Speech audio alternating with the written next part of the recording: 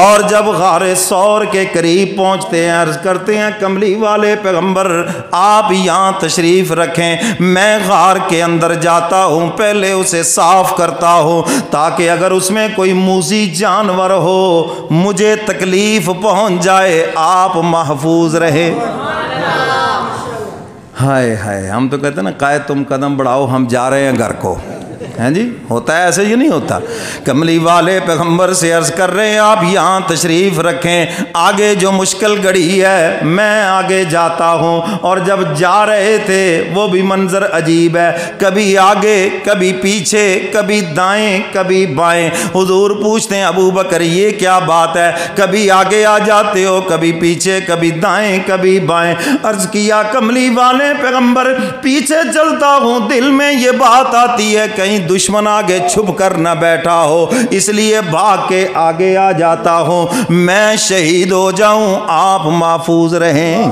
اور جب آگے چلتا ہوں دل میں آتا ہے کہیں دشمن پیچھے سے حملہ آور نہ ہو جائے، بھاگ کر پیچھے آ جاتا ہوں، اور اسی طرح دائیں بائیں میں قربان ہو جاؤں آپ سلامت رہیں۔ اور پھر جب غار ثور کو صاف کر لیا اور پھر کپڑے جو اپنے پاس تھے پھاڑ پھاڑ کے سوراخ بند کیے، اور ایک سوراخ بچ گیا اس پہ ایڑی رکھ کے عرض کرتے ہیں کملی والے پیغمبر تشریف لے آئیں۔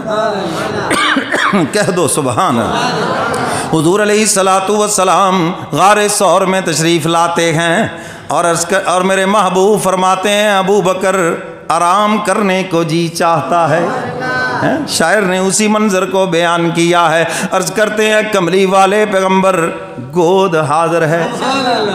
حضور علیہ الصلوۃ والسلام سیدنا صدیق اکبر کی گود میں سر رکھ کر آرام فرمانے لگے۔ ہائے ہائے ہائے، اب یہ بات ایک کالے سے برداشت نہ ہوئی، ایک کالے سے، اور اس نے اپنی فطرت کے مطابق آ کے ڈنگ مارا۔ اس کی فطرت ہی یہ ہے، وہ آج تک بھی اسی کام پہ لگا ہوا ہے، اور زہر نے اثر کیا، کرتے کرتے آنکھوں پر اثر ہو گیا اور آنکھوں سے آنسو نکلتے ہیں۔ ہائے، آنسو بھی پوچھتے ہیں مولا ہم گرے کہاں، رخ مصطفیٰ کے اوپر۔ سبحان اللہ، آج کسی کے آنسو داڑھی کے اوپر، کسی کے آنسو رخسار کے اوپر، کسی کے آنسو دامن کے اوپر۔ ابو بکر میں تیرے آنسوؤں پہ کیوں نہ قربان جاؤں جو رخ مصطفیٰ پہ گر رہے ہیں۔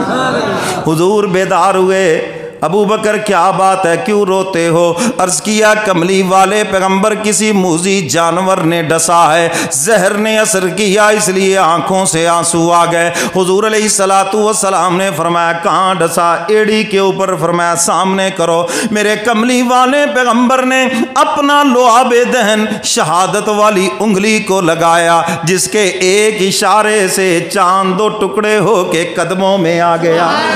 حضور علیہ الصلوۃ والسلام نے سیدنا صدیق اکبر کی ایڑی کے اوپر لگایا، عرض کرتے ہیں کملی والے پیغمبر مجھے تو ایسے لگا جیسے پاؤں میں کبھی تکلیف ہوئی ہی نہیں۔